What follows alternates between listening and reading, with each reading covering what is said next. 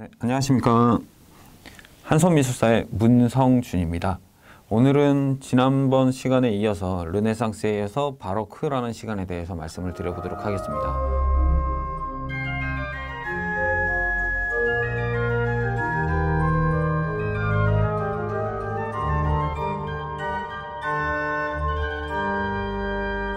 그런데 어느 시기나 그렇듯이 바로크를 몇 년부터 몇 년까지라고 정확하게 말을 할 수는 없습니다.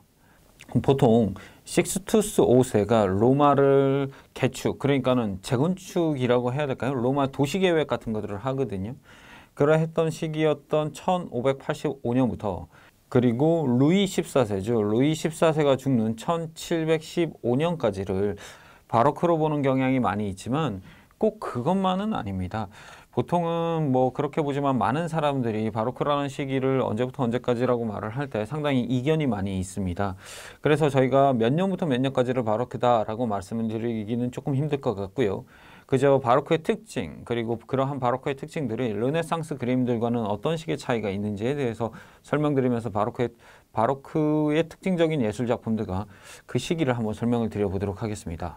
그런데 모든 예술 그리고 모든 시대가 그렇듯이 어떠한 시대적으로는 특징들이 있는데 그 시대의 특징들이 나타내는 것들은 어떤 시대적인 상황을 바탕으로 만들어지게 됩니다. 그래서 바로크 역시도 마찬가지로 르네상스 이후에 진행되는 어떤 사회적 분위기 그리고 역사적 사건들에 의해서 만들어지게 되는데요. 그 바로크라는 시기가 탄생하게 되는 가장 중요한 계기를 마련했던 것은 바로 종교개혁이라는 사건입니다. 물론 그러한 종교개혁 말고도 바로크 탄생에 관여했던 어떠한 사건이라든가요, 그런 것들을 여러 가지로 해석하는 사람들이 많이 있습니다. 대표적으로 과학혁명이 바로크 탄생에 아주 중요한 계기를 마련했다라고 보는 사람들도 있고, 혹은 르네상스의 어떠한 표현적 한계 때문에 바로크가 탄생했다고 보는 사람들도 있습니다. 앞서 말씀드린 것 중에서 르네상스의 표현적 한계에 대해서 말씀을 드리자면 바로크 말고도 매너리즘이라는 시기까지 같이 말씀을 드려야 되는데, 그러한 관점에서 보는 르네상스의 끝을 보통은 라파엘로의 사망을 기점으로 르네상스를 끝났다라고 보고, 그 다음 세대들이 르네상스에 나오는 어떤 표현적 한계 때문에 또 독특한 미술을 발전시켰다라고 보는 경향이 있습니다. 이 바로크라는 시기가 오는 과정 속에서 앞서의 매너리즘에 왜곡되고 좀 독특한 방식, 즉 르네상스 양식에서 벗어나는 어떠한 계기 속에서 바로크라는 시기는 종교개혁이라는 어떤 특수성도 띠게 됩니다. 사실 종교개혁이라는 것은 상당히 미술계에 있어서요, 정말로 많은 변화를 가지고 오게 됩니다. 종교개혁이라는 것을 간단하게 말씀드리자면 쉽게 캐톨릭이 중심이었던 종교계 속에서 신교라고 일컬어질 수 있는 프로테스탄트들의 탄생을 말하는 게 바로 종교개혁이라는 시기였죠.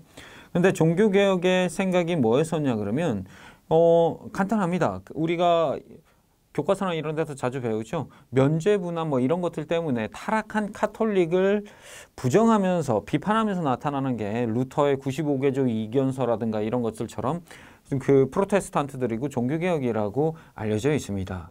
이 사람들은 캐톨릭, 구교에 무엇을 비판했었냐 그러면 타락을 비판하는데, 이 타락의 상징을 뭘로 봤었냐 그러면 바로 캐톨릭 교도들, 특히나 교황이나 이런 사람들이 화려한 예술이라든가 화려한 성당이라든가 뭐 예를 들어서 예복이라든가 이런 것들을 그 상징으로 삼았었습니다. 그러다 보니 개신교들, 즉 신교 프로테스탄트들은 생각이 어땠었냐 그러면은요, 일단 먼저 뭘 해야 되냐 그러면 일단 검소해야 됩니다. 검소해야 되고요. 무언가 그러다 보니 뭔가를 꾸미는 것을 별로 그렇게 높게 평가를 하지 않았습니다. 별로 안 좋은 것으로 봤었죠. 여기에는 두 가지 이유가 있습니다. 첫 번째 이유는 앞서 말씀드린 어떠한 캐톨릭의 타락도 있지만, 또 하나는 뭐냐 그러면요, 기독교에 있어서 아주 중요한 계율이 있죠. 우상숭배 금지하는 그런 계율이죠. 우상숭배를 금지하는 계율에도 정확하게 맞아 들어갑니다. 이제까지 캐톨릭이 했었던 조각이라든가 그림이라든가 이런 것들은요, 그 신학적으로도 우상숭배에 가깝기 때문에 이 프로테스탄트들은 그런 것들을 별로 좋아하지 않았습니다. 그랬던 어떠한 알력과 의견 충돌이나 이런 것들이 트리엔트 공의회에서 결정적으로 폭발하게 됩니다.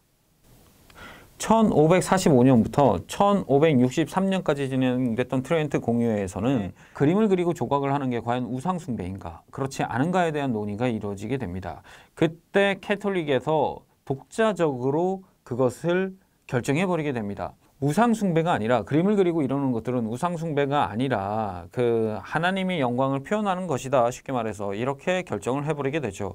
그러므로 우상을 숭배하는 방식으로 그림이나 예술이 표현되는 게 아니라 정확한 방식으로 표현되게 된다면 그런 것들은 괜찮다라고 말을 하는 게 바로 트리엔트 공의회에서의 캐톨릭의 입장이었죠. 그런데 여기서 문제가 뭐냐 그러면 그 정확하다라는 개념이 과연 뭐냐는 게 문제가 되기 시작합니다. 정확하고 올바르다라는 말은 사람들마다, 그리고 권력마다, 그리고 정치적인 어떤 세력마다 다 다르게 나타나게 됩니다. 캐톨릭의 올바름, 정확함, 제대로라는 것에 대해서 그런 것들을 받아들이지 못했던 개신교들은, 프로테스탄트들은 거기에서 조금 반발을 하게 됩니다. 조금은 아니죠. 반발을 하게 되면서 이 둘 사이가 완전히 멀어지게 됩니다. 여기에서부터 이제 미술이, 바로크라는 미술이 탄생하게 되기 시작하는 겁니다. 프로테스탄트들은 앞서 말씀드린 것처럼 이게 우상숭배라고 생각을 했기 때문에 그림을 그려서는 안 됩니다. 뭐 교회를 장식해서도 안 되고 조각을 해서도 안 됩니다. 물론 그게 완전히 원천봉쇄된 것은 아니었지만 많은 예술 작품들이 그 프로테스탄트들에게는 상당히 부정적인 어떠한 시각으로 다가오게 되죠. 그러다 보니 프로테스탄트들이 개신교가 강했던 나라에서는요, 화가들이 먹고 살 수가 없게 되는 것입니다. 그래서 이 화가들이 그 개신교가 가장 득세했던 거기에서 탈출하기 시작하게 됩니다. 그 가장 대표적인 게 뭐냐? 루터나 칼뱅이, 특히나 루터나 이런 사람들이 어디에서 이 종교개혁을 시작하겠습니까? 바로 지금의 독일이나 북유럽에서 종교개혁을 시작하게 되죠.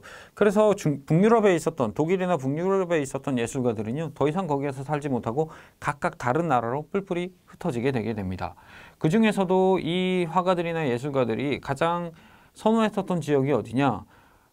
개신교가 가장 적었던 곳. 그러면 어떤 곳이겠습니까? 바로 캐톨릭이 가장 강했던 곳, 즉 로마로 가게 되기 시작합니다.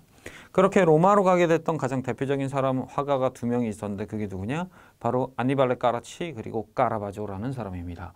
이 두 사람으로 인해서 이제 바로 그 회화는 점점점 로마를 기점으로 발전하게 되기 시작하게 됩니다. 그러다 보니 로마로 갔었던 사람들의 그림들은 어떠한 성향을 띠게 되기 시작하게 되냐 그러면, 로마로 갔던 사람들이 이제 그림을 그리면 누가 사줘야 되겠습니까? 교회가 사줘야 됩니다. 교회, 우리식으로 말하면 성당이라고 말을 하는 게 좀 더 맞겠죠. 즉 카톨릭이 사줘야 됩니다. 이제 북유럽에서 종교개혁이 일어나고 개신교가 나타나게 되다 보니 뭐가 제일 문제가 되느냐? 자신들의 신도가 절로 빠져나가기 시작하게 되는 겁니다. 그러므로 캐톨릭에서는 어떤 그림을 그려야 되느냐? 그것을 막는 그림을 그려야 됩니다. 이제 이성적인 것으로 접근하는 것이 아니라 그 사람들을 감동시키고, 뭐랄까, 격정적으로, 감정적으로 이 사람들과 공감을 일으키기 위해서 그림과 예술 작품을 하기 시작하게 됩니다. 그렇기 때문에 르네상스 시대와 일단 주제가 달라집니다. 르네상스 시대의 그림들은요, 대부분 어떤 그림들이었냐 그러면 성모 마리아와 아기 예수, 어린 세례자 요한 같은 뭔가 좀 아름다운 그림들, 대표적으로 뭐 라파엘로의 성모 마리아와 아기 예수들 같은 그림들이 대표적이겠죠.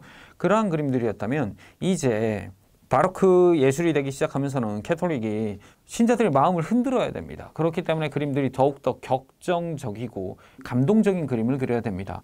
그래서 이제 주제가 성모 마리아에서 아름답고 예쁜 그림, 그리고 평온한 그림에서 어떻게 되느냐? 격정적인 그림, 즉 뭐 예를 들어서 순교하는 그림들이라든가요, 혹은 기적의 장면들이라든가, 혹은 성자들, 성인들이라고 일컬어지죠. 그 기독교의 성인들, 그 기독교의 성인들의 기적의 모습이라든가 순교의 모습들이 나타나게 되는 게 바로 바로크의 회화들이게 됩니다. 즉 목적에 따라 주제가 완전히 바뀌게 되는 것이죠. 주제가 바뀌었기 때문에 그림을 표현하는 방식도 바뀌어야 되겠죠.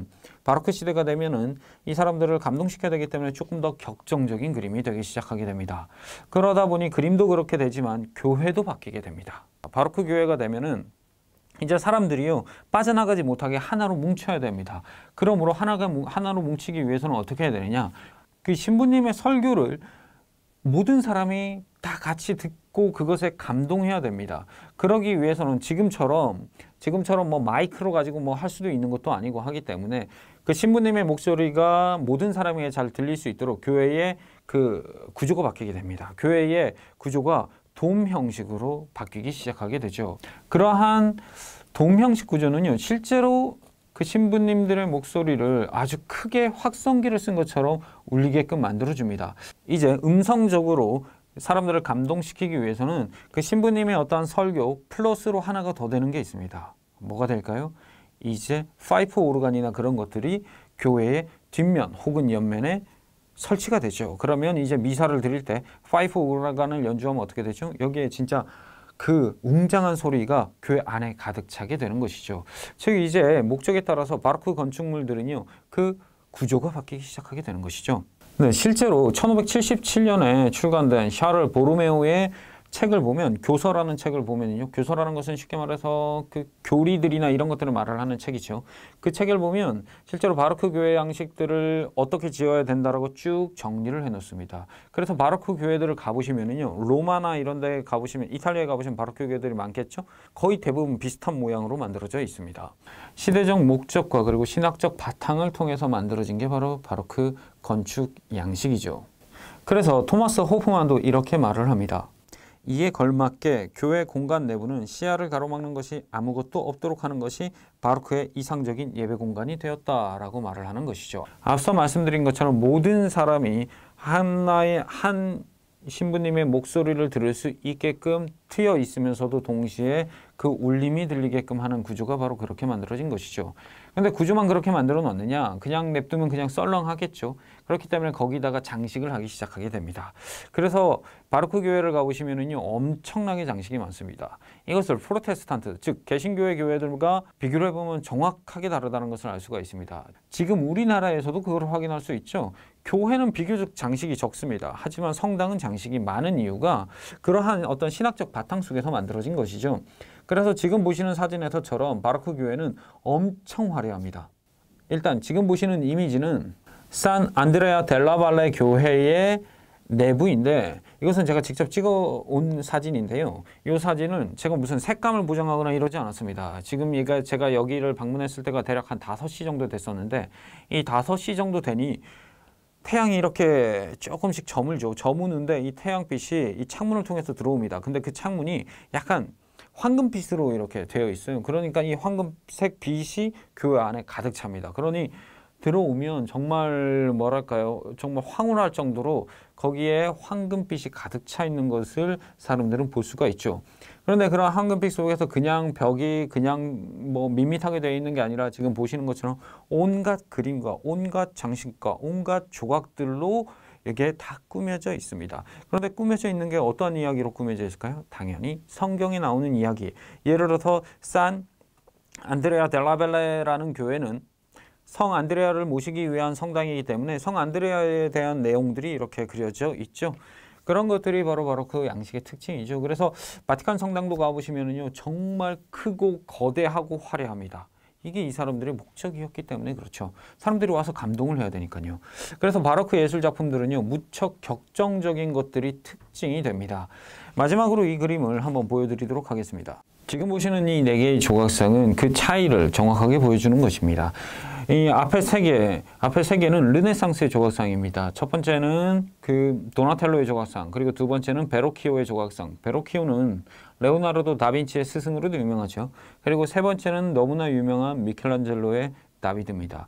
이 세 개가 모두 다 누구를 묘사한 조각이냐 그러면 바로 다비드, 즉 다윗을 조각한 작품이죠. 그런데 마지막 4번째를 보겠습니다. 이 작품은 잔 로렌초 베르니니라는 바로크 시대의 조각가의 작품인데, 역시 마찬가지로 다윗을 조각한 것입니다. 다비드를 조각한 것이죠. 근데 이 4개를 잘 보시면요, 앞서의 3개는 다윗이 다 어떠냐? 다 정적입니다. 지금 앞에 2개는 이미 골리앗을 죽인 상태고요. 그리고 다비드, 미켈란젤로의 다비드는 골리앗과 싸우기 위해서 돌을 이 어깨 위에 이렇게 올려놓은 상태죠. 이 셋 모두 상당히 정적이라면, 근데 마지막 4번째 잔 로렌초 베르니니의 조각상은요, 보시면 이제 돌을 던지기 바로 직전입니다. 아주 힘이 팽팽하게 이렇게 당겨져 있고, 얼굴도 보시면 표정이 어떻죠? 표정이 무척 그 입을 앙 다물고 있는 표정이 상당히 격정적이고 동적인 것을 우리가 확인을 할 수가 있습니다. 이런 것들이 바로 르네상스와 바로크의 바로 결정적인 차이가 되는 것이죠. 그래서 이러한 격정적인 바로크 예술들은 무척 조용하고 조화롭고 안정적인 르네상스 조각과 그리고 예술 작품들과 큰 차이를 이루면서 발전하게 됩니다. 이러한 바로크의 예술적 특징을 간직한 어떠한 예술 작품들은 저희가 다음 영상에서 더 자세하게 말씀을 드려보도록 하겠습니다. 그러면 오늘 이렇게 르네상스를 거쳐서 바로크로 오는 과정에서 바로크의 특징 그리고 르네상스의 특징을 비교하면서 설명을 드렸는데요. 재밌게 들어주셨다면 좋아요, 구독 부탁드리겠습니다. 감사합니다. 문성준이었습니다.